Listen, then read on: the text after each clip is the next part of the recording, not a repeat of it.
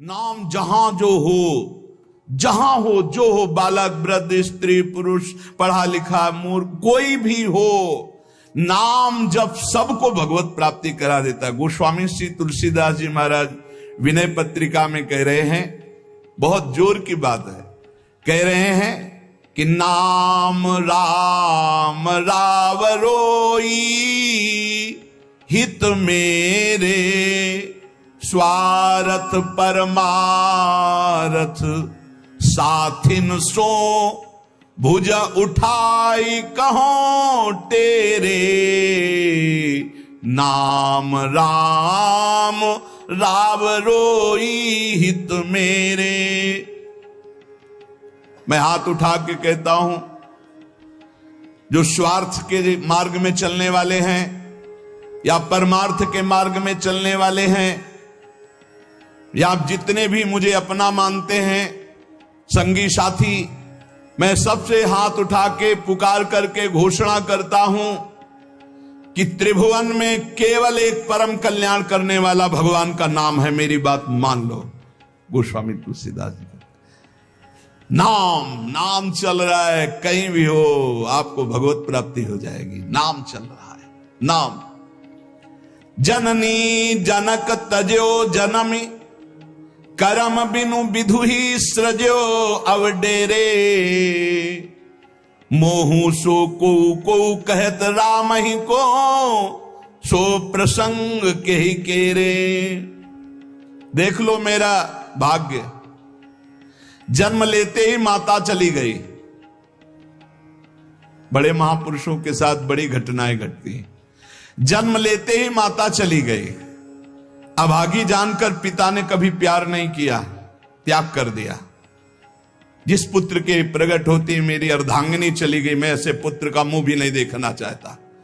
तो माता ने तो शरीर त्याग के चली गई, पिता ने मुझे त्याग कर दिया। ब्रह्मा ने मुझे कुछ अभागा ही रचा है। गोस्वामी तुलसीदास जी कहते हैं, बड़ा बेढप मेरे भाग्य की रचना करी। जिसके दरवाजे में खड़े हो जाते टुकड़ा नहीं देता, भगा देता। जिस दासी ने पालन पोषण किया, कुछ दिन बाद वो भी पधार गई। सबको ये भ्रम हो गया कि तुलसीदास जी महाराज के लिए कि बड़ा भागा बालक है, जिसके दरवाजे पे खड़ा होगा कोई घटना घट जाएगी, कोई भोजन नहीं देता। बोले ब्रह्मा ने कुछ भाग्य ही ऐसा रचा था। अब जो मुझे समझ में आया कि मेरा जो भाग्य बदला वो राम नाम से। राम राम राम, पकड़ो बात को, पकड़ो। अब तो कोई कोई कहता है कि तुलसी राम का है। अब अभाग्य मिट गया। बड़े बड़े बादशाह ताज उतार कर रखते हैं। जानते हो ये सब क्यों हो रहा है? क्योंकि हमने राम नाम का आश्रय ले लिया। अब खूब राम राम राम राम जपता हूं, उसका परिणाम हुआ कि सब कोई सम्मान देता है, सब ताज उतार के रख रहे हैं, प्रणाम नमस्कार दुनिया वाह वाह। क्यों? क्योंकि राम राम जपता हूं, राम का हूं, इसलिए। बात समझो। अगर पकड़ पाओ, कह रहे हाथ उठा के कह रहा हूं, जन्म से अभागा कहा गया, मां पधार गई, पिता त्याग दिया। संसार के लोग कहते अभागा है, लेकिन राम नाम का प्रताप ऐसा उदय हुआ। मोहू से को कहत राम ही को सो प्रसंग कह के रे। उसी नाम के बल से लोग अब कहने लगे तुलसी तो राम का है। फिर ओ ललाट बिनु नाम उदर लगी, दुखो दुखित मोहि हेरे। आहा, जब मैं राम नाम का आश्रय नहीं लिए था, तब पेट भरने के लिए द्वार द्वार पर ललचाकर भूख से व्याकुल होकर खड़ा होता। उस समय मेरी दशा मुझे याद है कि अगर दुख देखे तो दुखी हो जाए, ऐसी मेरी दशा थी। बालक अवस्था, भूख से व्याकुल, दूसरे के दरवाजे पे खड़ा और धक्का मार के लोग भगा देते, अभागी है। फिर ओ ललाट बिनु नाम उदर लगी, दुखो दुखित मोहि हेरे।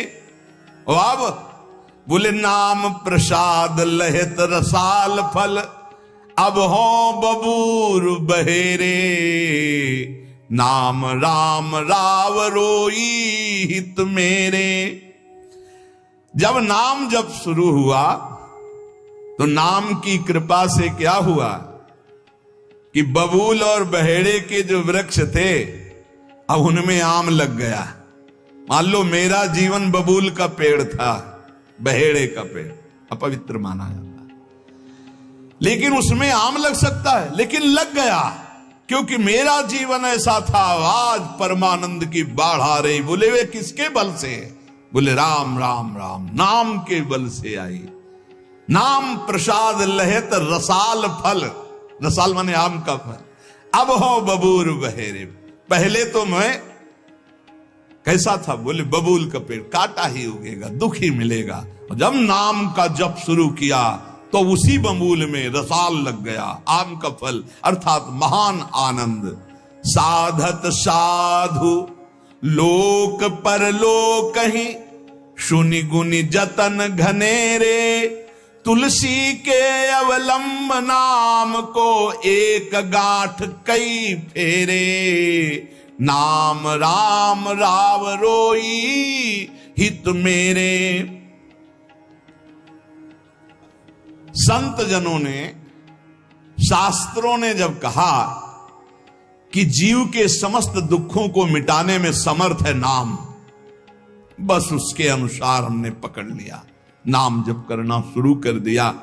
उनकी बात मान करके जब नाम जप किया तो लोक परलोक सब बन गया। हरिवंश महाप्रभु कहते ये परलोक सकल सुख पावत, मेरी सो भैया कृष्ण गुण संत। इस लोक और परलोक में समस्त सुख आपका वर्ण कर लेंगे, मेरी बात मान लो, मेरी कसम है तुम्हें, तुम नाम जप शुरू कर दो। अगर दुख से निपटना चाहते हो, तभी लोग कहते हैं बाबा का हर प्रश्न का उत्तर नाम होता है। इसलिए नाम है कि एकमात्र समर्थ नाम है जो सारे पापों को मिटा दे। पापों से ही दुख मिलता है। ऐसा कोई पुण्य नहीं है जो इतना समर्थ हो कि हमारे जमा के जमा गोदाम पापों को नष्ट कर दे। वो नाम, नाम संकीर्तनम यस्य सर्व पाप नाश, समस्त पापों का नाश नाम से।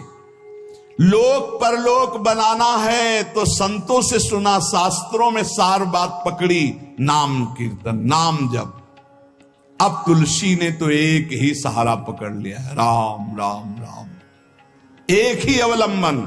जैसे गांठ तो एक ही होती है, लपेटा उसमें 100 मार दिए जाए, ऐसे ही साफ शास्त्र है, मेन बात है, पॉइंट की बात है, नाम जप। यज्ञानाम जप यज्ञोष्मी, जितना नाम जप कर लोगे उतने ही सुखी हो जाओगे। बात को पकड़ लो। गोस्वामी तुलसीदास जी कहते हैं, तो श्री तुकाराम जी महाराज कहते हैं, संदेह मत करो, वही एकांतवास सफल है जो समाधि में है। समाधि कैसी है? नाम की समाधि, नाम का ध्यान, 2 अक्षर राधा, वही गूंज रहा है। अब समाज में बैठे हो तो एकांत, एकांत में बैठे हो तो एकांत। और अगर नाम जप नहीं चल रहा तो श्री तुकाराम जी महाराज कह रहे केवल एकांत में बैठे रहना प्रमाद है। एकांत में समय व्यतीत पड़े हैं वो प्रमादी है। तो ऐसे एकांतियों को, जैसे सांप भी तो बिल में रहता है, गुफा में चूहा भी रहता है, पीछे आपने चर्चा सुनी, क्या उनको भगवत प्राप्ति हो जाती है क्या?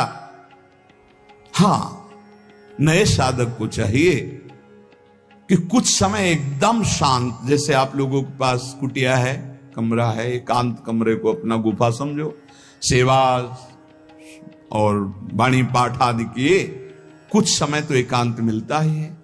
उस समय बैठ करके मन को प्रभु के चिंतन में, कई बार हम कहते हैं कि आप कहां हो, हजारों बार यहां सत्संग में कहते हैं नाम चलाओ, अंतर्मुख। जब हम सेवा में लगे हैं तो नाम चिंतन चल रहा है, जब सेवा से बिलग हैं तो एकदम समाधिस्थ है, एकदम आनंद, नाम चल रहा जी।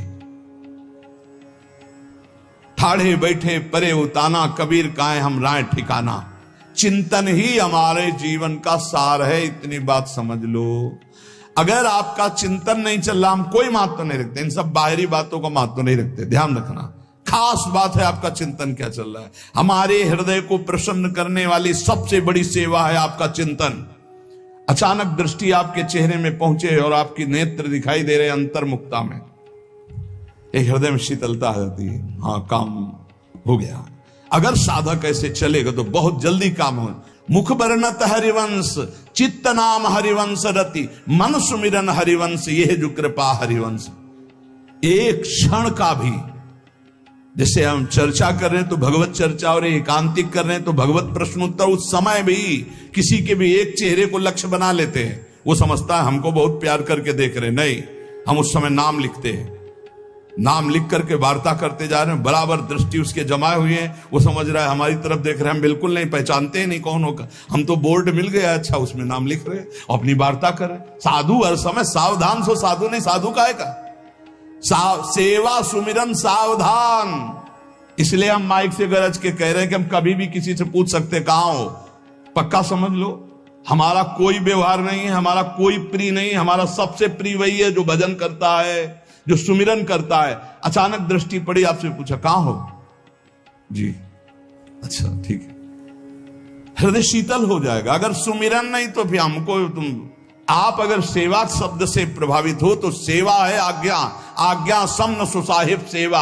अब जो ही कहा करें हम सोई आयस ले चलें, सेवा की आड़ में अपनी चित्त वृत्ति का मनोरंजन मत कीजिए, मनोभंजन करना है, हर समय भगवत चिंतन परायण रहना है। अगर भगवत चिंतन नहीं तो आपका कोई अस्तित्व, देखो ये बड़ी दौड़ है, छोटी मोटी दौड़ नहीं है, ये बहुत बड़ी दौड़ है। आपको संसार समुद्र से अकेले पार होने की बात नहीं, तुम साधु हो, तुम लाखों को पार कर सकते हो, समझना।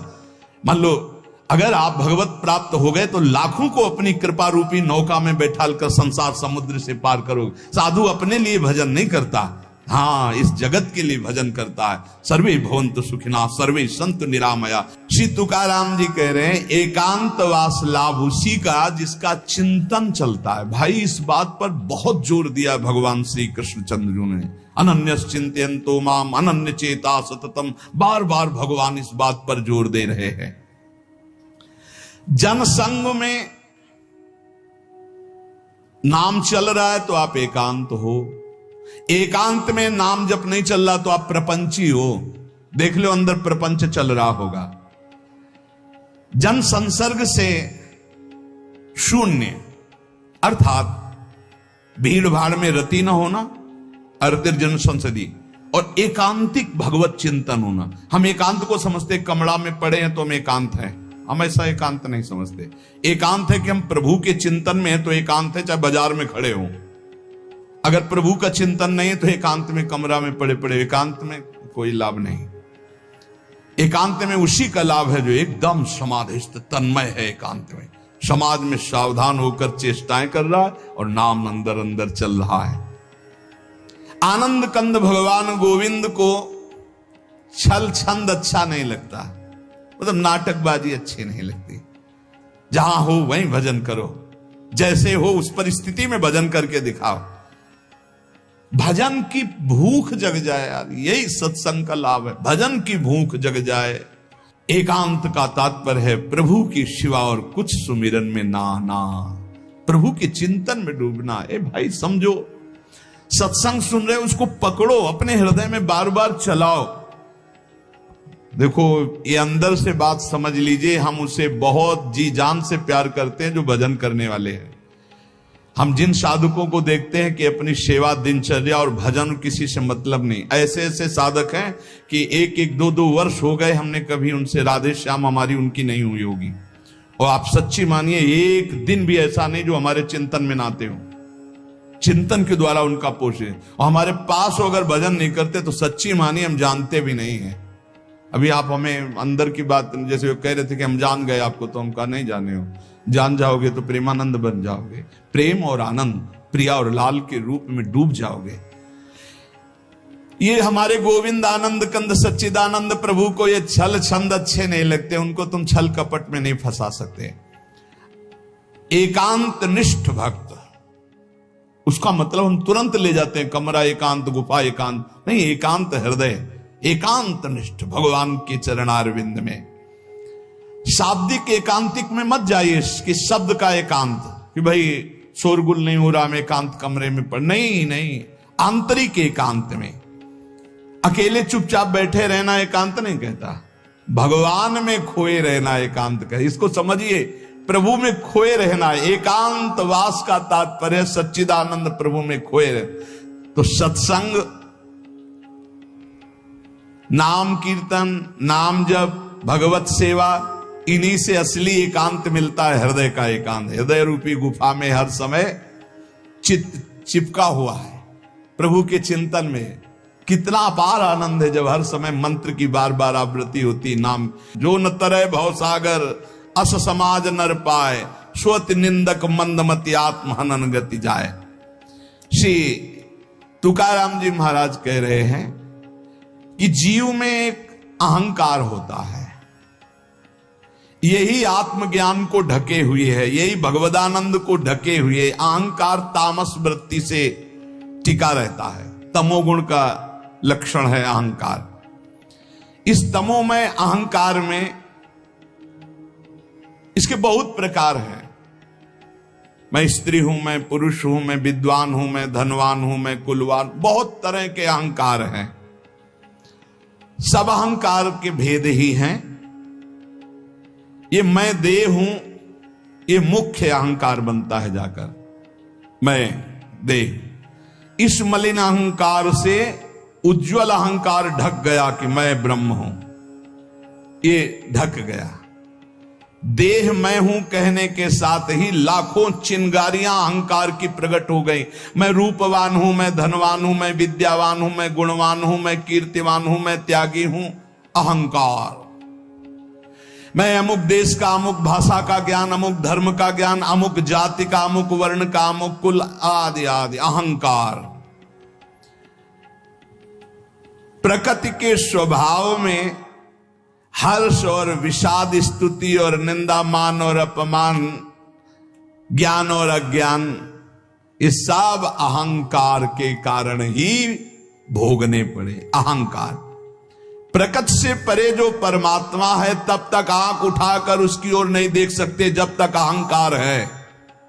तुकाराम जी महाराज कह रहे हैं, परमात्मा के और तुम्हारी दृष्टि के बीच में जो पर्दा लगा हुआ है वो अहंकार। जब तक ये अहंकार नष्ट नहीं होगा तब तक भगवान की तरफ आंख भी नहीं उठा सकते हो। दर्शन पाने की बात जाने दो। बहु धन त्याग कर सकते हो आप, बहुत बाहरी आडंबर दिखा सकते हो आप, लेकिन ये अहंकार तब भी पुष्ट होता रहेगा। मैं धन त्यागी हूं, तब भी आप परमात्मा का साक्षात्कार नहीं कर सकते। ये अहंकार सर्वथा दूर तब तक नहीं होता जब तक भगवत कृपा से गुरु कृपा नहीं होती। गुरु कृपा, तभी तो तुकाराम जी के पीछे चैत्र में सुनाओ छटपटा रहे थे कि गुरुदेव मिल जाएं, गुरुदेव मिल जाएं। जैसे जैसे गुरु की कृपा अवतरित होती हृदय में, वैसे वैसे अहंकार का पर्दा भस्म होने लगता है, आग ही लग जाती है। अहंकार भस्म हो गया। जो ही अहंकार का पर्दा फटा तो सन्मुख परमात्मा का साक्षात्कार, वही अहंकार पर्दा है। जैसे कोई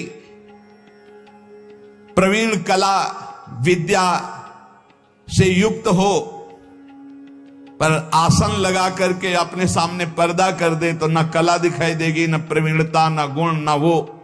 ऐसे ही समस्त कला समस्त विद्याओं के गुरु तुम्हारे हृदय में आसन लगा के बैठे पर अहंकार का पर्दा लगा, अहंकार हटा दो, समस्त गुण और विद्या के समुद्र भगवान का साक्षात्कार हो जाए। ये अहंकार किसी भी गुण कला विद्या से नहीं मरता है, इसको और अहंकार हो जाता है। मैं कलावान हूं, मैं विद्यावान हूं, मैं गुणवान हूं। अरे यहां तक कि मूर्खता का भी अहंकार होता है।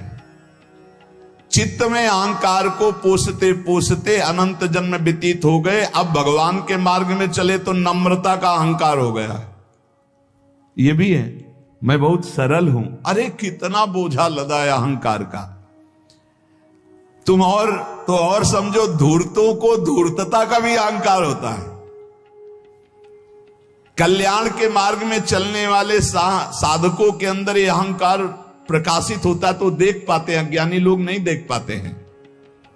ये साधकों को क्लेश देने लगता है, तब जान ले कि इसके मिटने का समय आ गया। जिसको अहंकार चुभने लगे, एक साधक रो रो के कह रहे थे कि मुझे ऐसा अहंकार है कि मैं दैन्य हूं, भगवान की विशेष कृपा मेरे ऊपर, मैं बहुत भजनानंदी हूं क्योंकि हर समय नाम जप करता रहता हूं, तो मुझे डर लगता है कि इस ऑपरेशन का कहीं कोई कठोर विधान भगवान